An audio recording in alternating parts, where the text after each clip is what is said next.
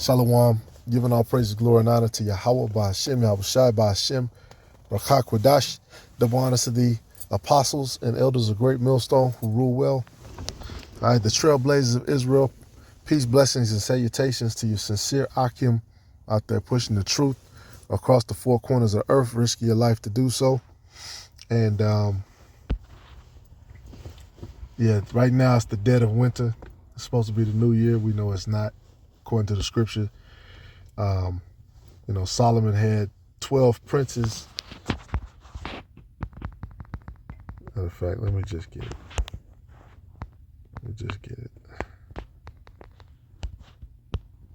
Because, in these lessons, we might as well get our work in, get some elbow grease in it.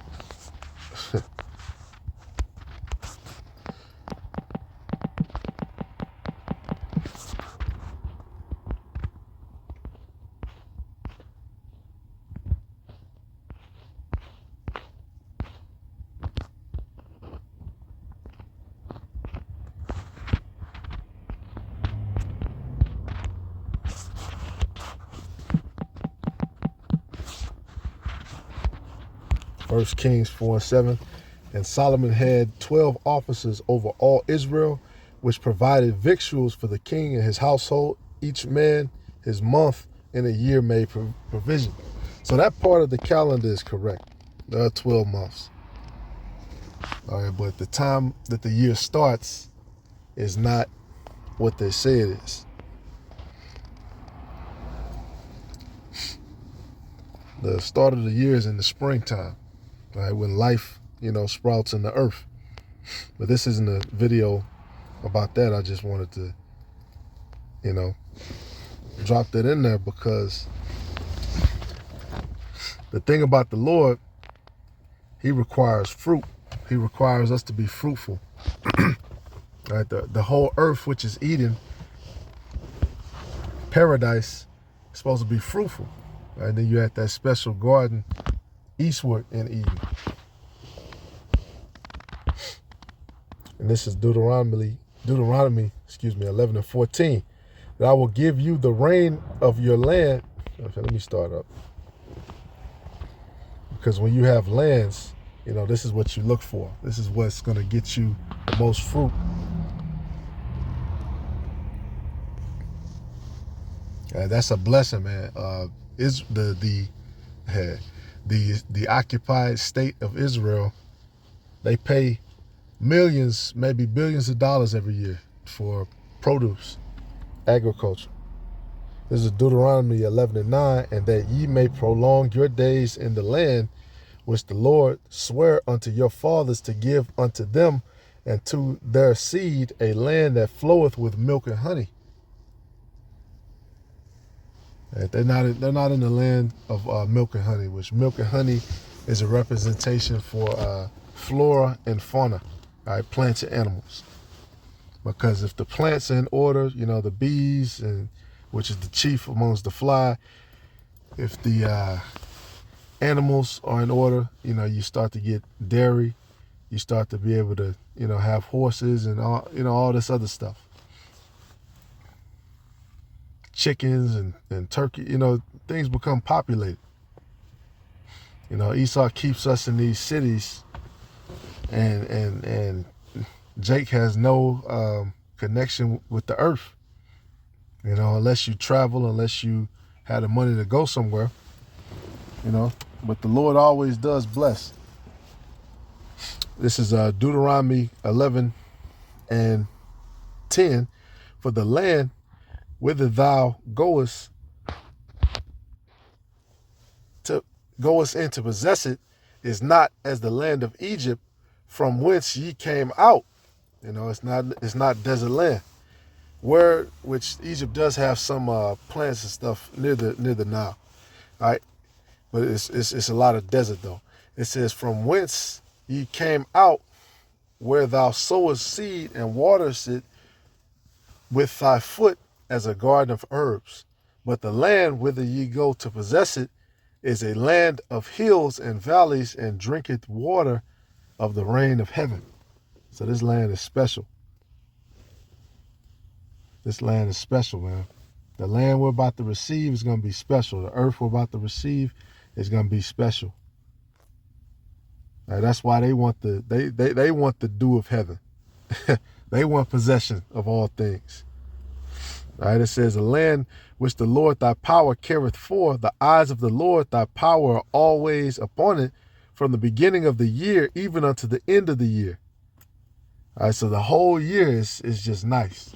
Like you got the Amazon of South America, which all year, basically it produces. That's the best land to have. Like up here in the Midwest, basically when it's like right now, wintertime, you really can't grow a lot of stuff.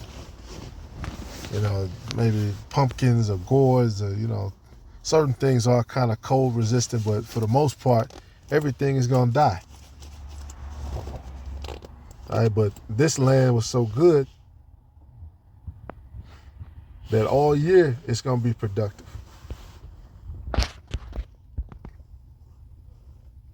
It says, verse 13, and it shall come to pass, if ye shall hearken diligently unto my commandments, which I command you this day, to love the Lord your power, and to serve him with all your heart and with all your soul, that I will give you the rain of your land in his due season, the first rain and the latter rain, that thou mayest gather in thy corn and thy wine and thy oil. So these rains were very important. And through the Spirit, that's what we're in right now, man. This is the time of the latter rain. This is the time where the Spirit is raining down heavily.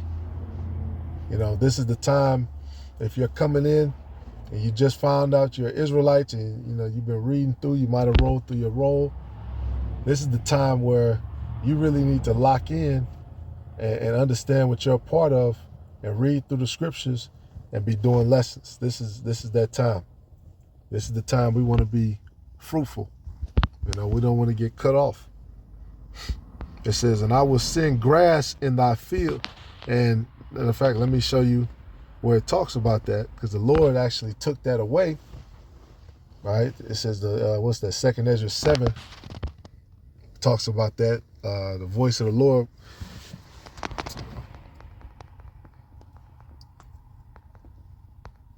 I gotta get it.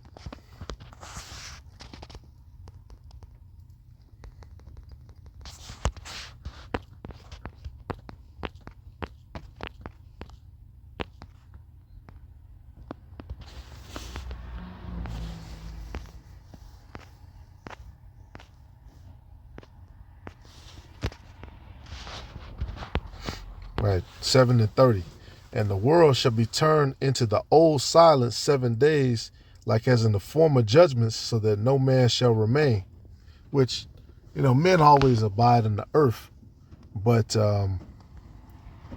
basically, this is talking about nobody, nobody's going to receive understanding. All right, because it's the Lord who gives understanding. That's through the administration of angels.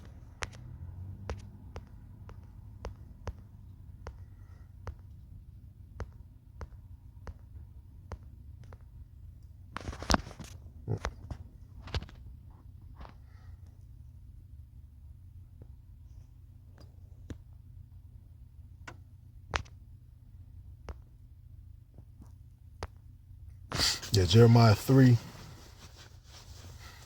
and 1. They say, if a man put away his wife and she go from him and become another man's, shall he return unto her again? Shall not that land be greatly polluted? Which this land is greatly polluted because of that kind of shit. But thou hast played the harlot with many lovers, yet return again to me, saith the Lord. Lift up thine eyes unto the high places and see where thou hast not been lean with.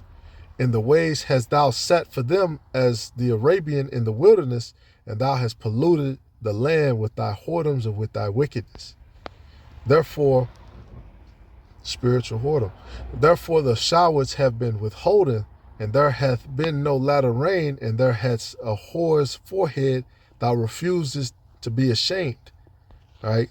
And, in this case, the Lord actually held the actual rains, right? Because he was still kind of dealing with us at this point. Jeremiah was sent to rebuke Israel. But eventually, like it said, it was old silence in the earth, right? After the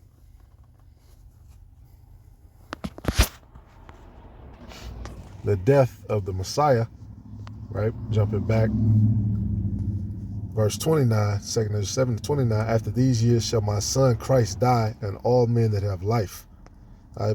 Which is not talking about every man on the earth, but like the Lord said, I'm the judge of the quick and the dead. Right? Those who have life in them, who have this understanding, breathed into them. So you get it. All right, but jumping back to the rain,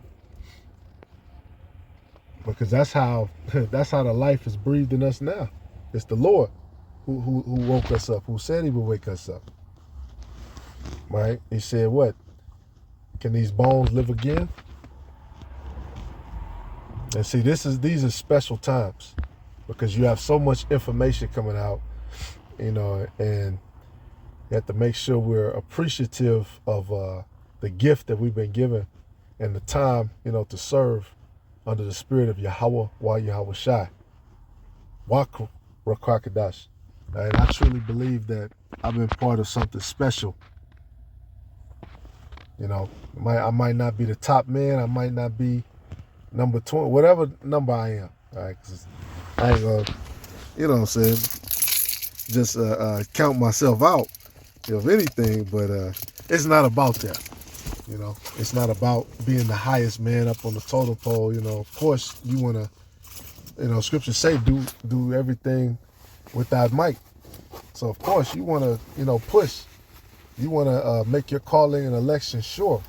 You want to try to put your best foot forward in everything you do. And especially in being a servant to the Lord. Because you know what happens to a wicked servant. He's going to get beat. Right? But this is James 5 and 7. Be patient, therefore, brethren, unto the coming of the Lord. Behold, the husbandman waiteth for the precious fruit of the earth, and have long patience for it until he receive the early and latter rain. All right, so be patient, brethren, because the Lord is coming. All right, and it said the husbandman waited for the precious fruit of the earth. All right, the Father's going to receive us in due time. He's the husbandman. All right, we are the vine.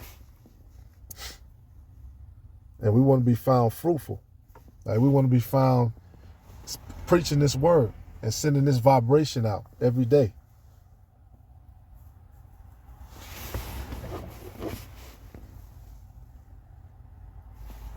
Be ye also patient, establish your hearts, for the coming of the Lord draweth nigh. In this place, it can make you impatient, because you have to deal with all of these outside forces and money, work, whatever you got to deal with. Some brothers like to deal with a broad laying up in their house when they ain't there. I don't know if I like to deal with that, but teach his own. Teach his own. All right, but the point being, be patient.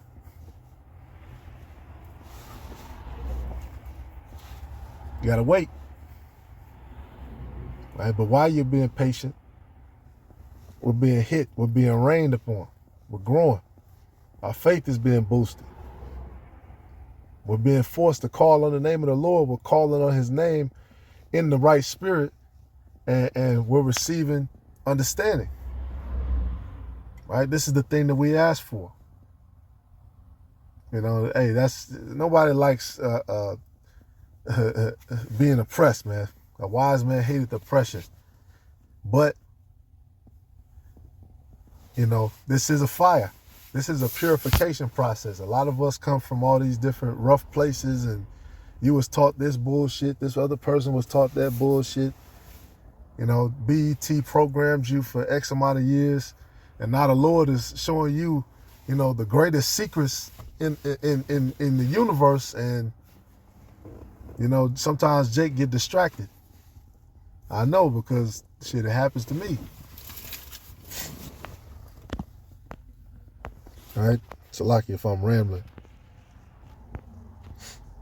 but this is Sirach 24 and 25.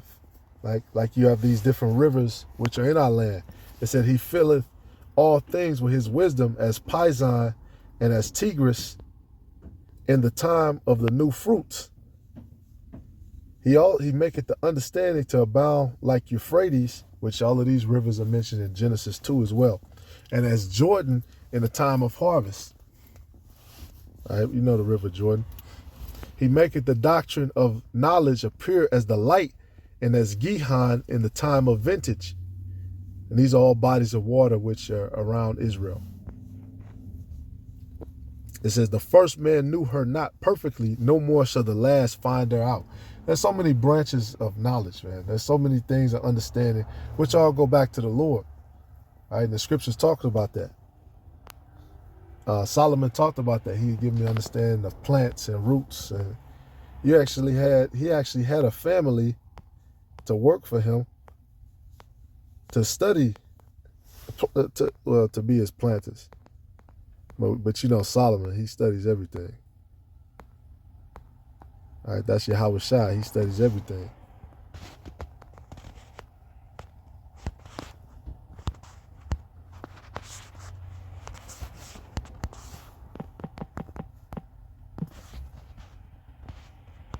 Yep, 1 Chronicles 4 and 23. These were the potters, and those that dwelt among plants and hedges. They dwelt with the king for his work.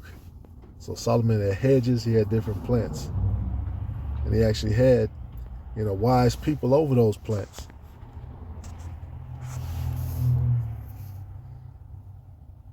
You know, hey, the Lord did a wonderful thing, man. He took a nation. He started us off as servants, right? Because the sons of Jacob, you know, they backstabbed their own brother, Joseph. You know, then the Lord, everybody had to go into Egypt. Then he brought us out of that to be a nation of kings. Now we're going back down. And all these things are for us to learn. You know, whether you go up, you go down, it's of the Lord. So Lord willing, this is edifying. You know what I'm saying? Let's keep the faith, man. I can keep reading, keep studying, keep praying, keep pushing to the end. Shalom.